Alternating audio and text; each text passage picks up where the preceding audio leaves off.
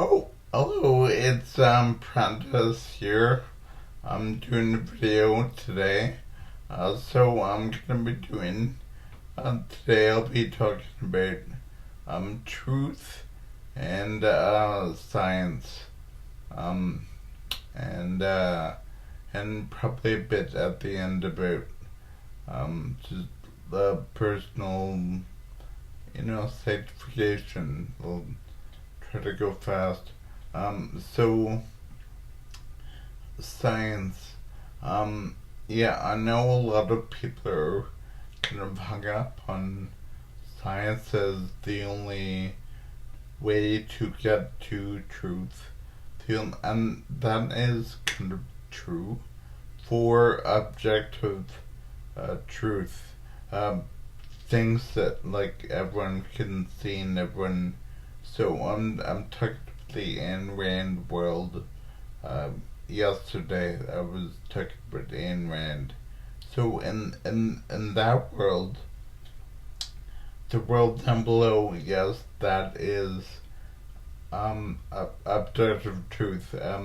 Yeah, but there's a whole other bunch of truth that is not objective, but it is nonetheless the truth.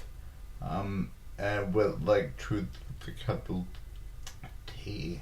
And Pope Saint John Paul said that truth, that both science and or reason is that reason is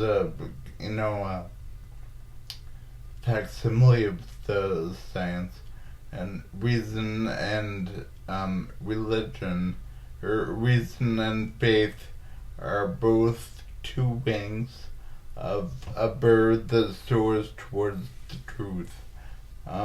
So that is, science and religion don't always agree, and the common zeitgeist is that they are just totally, conflicting. Like, if you believe in one, you can't believe in the other. There is no meeting, and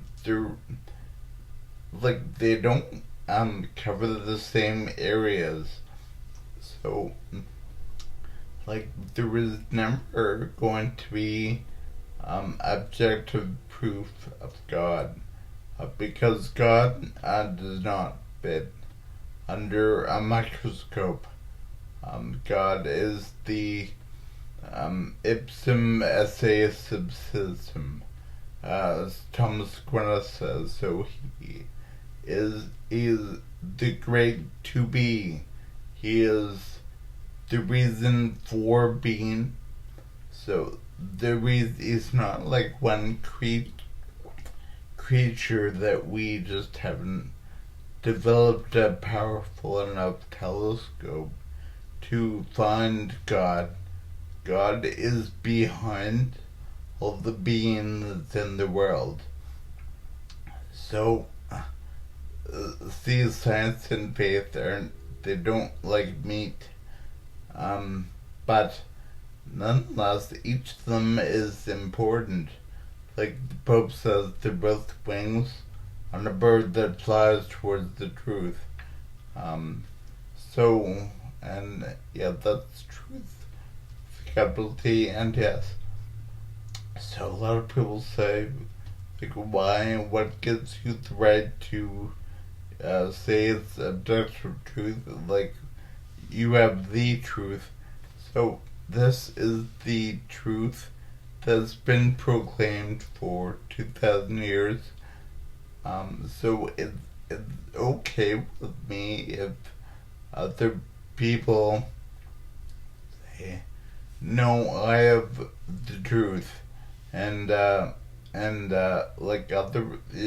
religions can say that, like if they want to, and atheists can say that too.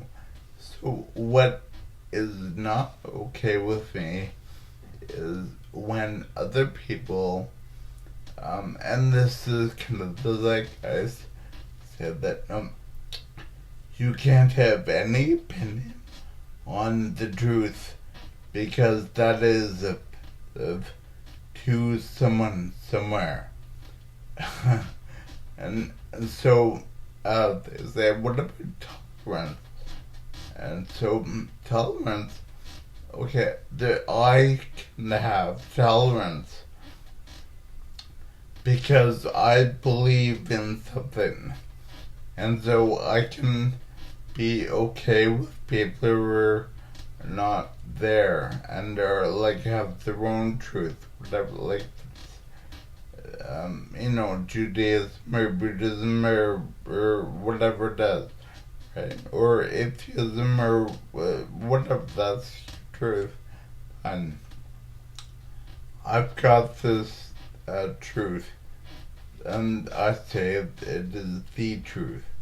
And I invite other people to that. So, yeah, that's truth. And,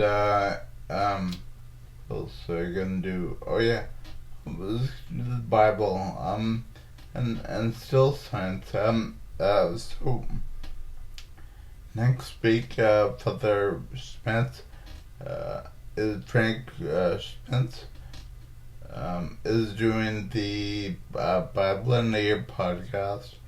He's doing the Gospel of John, which I think is like my favorite gospel. It's again, it's favorite book of the Bible. If I was going to read one, like the start, it would be that one. It's gonna start that next week. And it starts out by talking about the Word.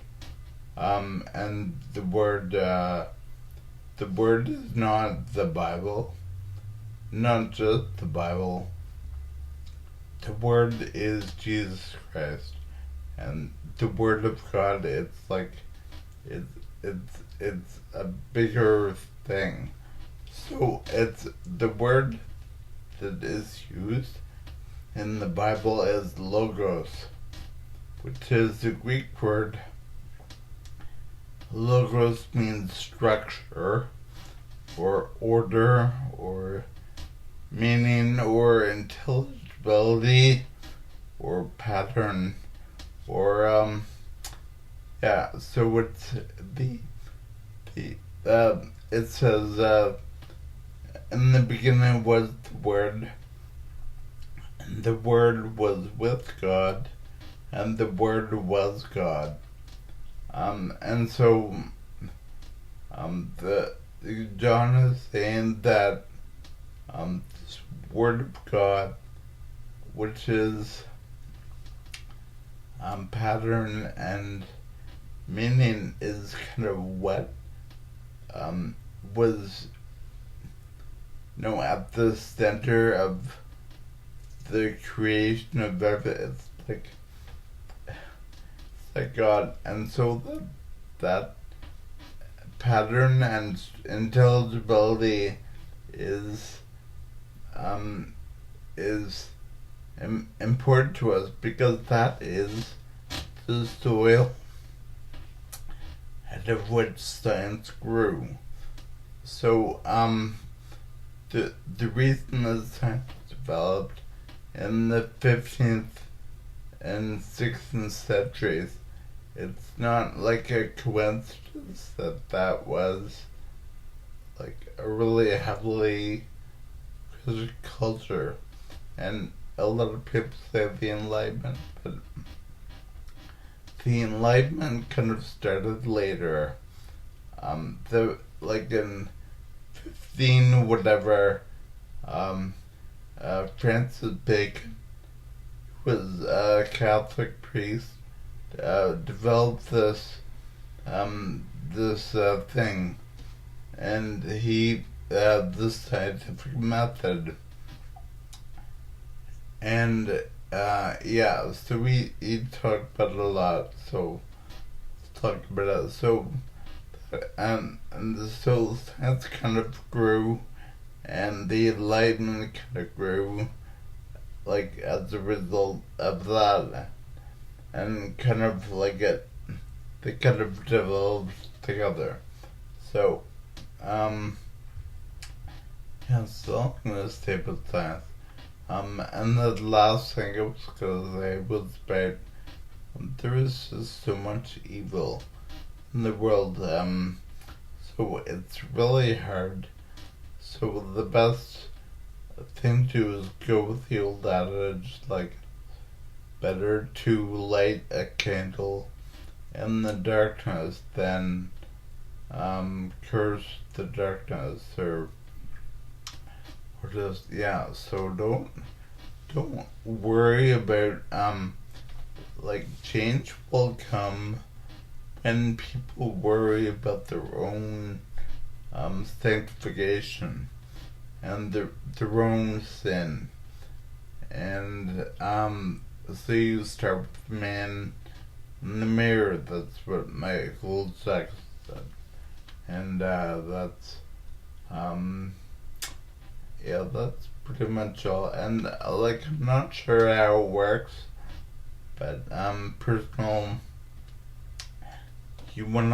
Jesus said you wanna fix the log in your own eye before you help your neighbor with their splinter of their eye. So, yeah, so you wanna, it concentrate on you, and that's a big effect. So, and God is merciful, so His mercy is without end. So, no matter how great your sin, God is merciful. Anyway, so I'll be back tomorrow. Oh dear, sorry about going way over. But I'll talk to you tomorrow, guys. Alright, thanks, bye.